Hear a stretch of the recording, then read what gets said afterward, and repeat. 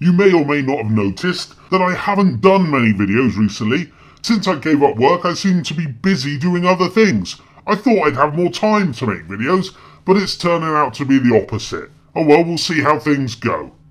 My wife was off with me last Friday, so we could do some Christmas shopping. Then we went out for a late lunch and a few beers. Between coming home from shopping and going out for lunch, we managed to watch last Thursday's Question Time. I knew Russell Brand and Nigel Farage were appearing, but I didn't know that Penny Mordaunt, the Conservative MP for Portsmouth North, would also be appearing. A couple of weeks ago, I was going to do a video on Old Penny, because believe it or not, she actually deliberately said the word cock several times in a speech as a bet. Tory MP Penny Mordaunt said cock several times in Parliament speech as part of Navy Dare. A Tory MP has revealed she delivered a speech on poultry welfare to Parliament for the sole purpose of saying cock several times, after her Navy colleagues presented her with a puerile forfeit for a misdemeanour during training. Penny Mordaunt, the Conservative MP for Portsmouth North, delivered a common speech laced with innuendo in which she used the word cock 6 times and lay or laid 5 times during the course of her speech, in which she also had to utter the names of several Navy officers, the Mail on Sunday reported. I didn't make that video, despite being really fucking annoyed about it. How dare she? How fucking dare this pompous bitch use Parliament as a joke to make her lovey friends chuckle? Utterly disgusting. This is why we need the power of recall. She should have been recalled and voted out. What a despicable wench she is. And if Cameron had any balls at all, he would have sacked her. It's unacceptable to turn Parliament into a joke. They do that themselves without the aid of anybody else. I was also pleased to see that it was briefly brought up on Question Time. Here's the clip. People on Twitter, and I really wish you'd give people a positive message about those. I wish you'd give us a positive message. It's about the behaviour in Parliament. It was you who famously slipped into your speech 5 times the word which I... Yes. Yeah. Thank you. For a laugh with the Navy, and like we're meant to take it seriously. You don't take it seriously, and you work there, Penny. How are we supposed to take it seriously? Also look at Stephen Dorrell, the veteran Conservative MP, who's starting a new job as an advisor with a private firm that are targeting $1 billion in NHS contracts while still in his seat at the Houses of Commons. He's leaving in May, but he's started the job now. He should be removed as an MP now, as he himself says that there's a conflict of interest. But again, Cameron will do nothing about this because he cannot see that this is wrong in any way.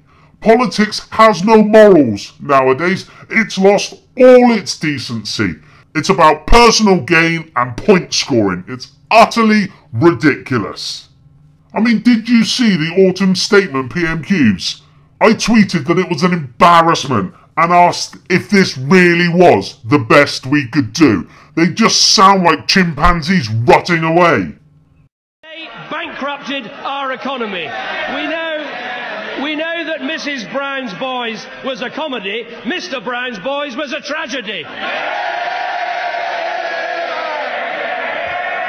Mr. Speaker. Mr. Speaker, he's obviously been visiting the David Mellor School of Charm recently.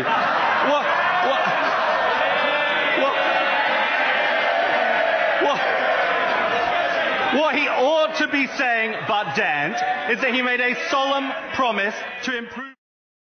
Anyway, this episode of Question Time was billed as Brand Vs Farage. And I have to admit that I thought Russell Brand made some good points. I thought Farage, on the other hand, looked and sounded more and more like an establishment MP, which was a concern for me. I mean, look at his response when Brand starts talking about banker bonuses. Do you think Britain's overcrowded and there is a strain on public resources and people's quality of life? We need more money for public resources. Well, where's it going to come from? Not overcrowded. It's going to come... Oh, I'm so glad you asked, mate. Since the financial crash, banker bonuses have exceeded £80 billion. George Osborne, your Chancellor, campaigned to stop caps being placed on banker bonuses. At the same time, there were austerity cuts against the poorest among us, the disabled, people that we need to be looking after. Banker bonuses have exceeded £80 billion. George Osborne, your Chancellor, campaigned. Banker bonuses have exceeded £80 billion. George Osborne, your Chancellor, campaigned. You see his reaction then? He seemed not to care that bankers are robbing us, and that is a real concern. If UKIP hold the power, is it going to be just carry on regardless when it comes to the banks? Looks like it probably is. Or is this just a reaction to Brand himself? I don't know. But I have to be honest, I'm going to keep my eye on Farage because he's looking more and more as the days go by and a little bit more slimier. I'm still going to vote UKIP because of the EU thing, but I am going off Farage. But what of Russell Brand? Listen to this. What happened in 2008 was very unique. My friend, I swear to you, if I thought, listen, try this, for 2 years, turn your focus to corruption in the city, turn your focus to apathetic politicians, turn yourself to the corruptions going on there, and if in 2 years' time your life ain't got better, campaigning against the people that have wealth and power, not those that have very little, if it's still the same, I'll come with you and campaign, but I'm telling you, I know where the power is, I know where the money is, I know what we've got to do. He is right when he says this. We are focusing on the wrong things. But I also have to admit that I was incredibly surprised at his reply when asked to run for Parliament. Look at him. He looks shit scared, even if the question was from a UKIP MEP's brother. Stand. Stand for Parliament. If you're going to campaign, then stand!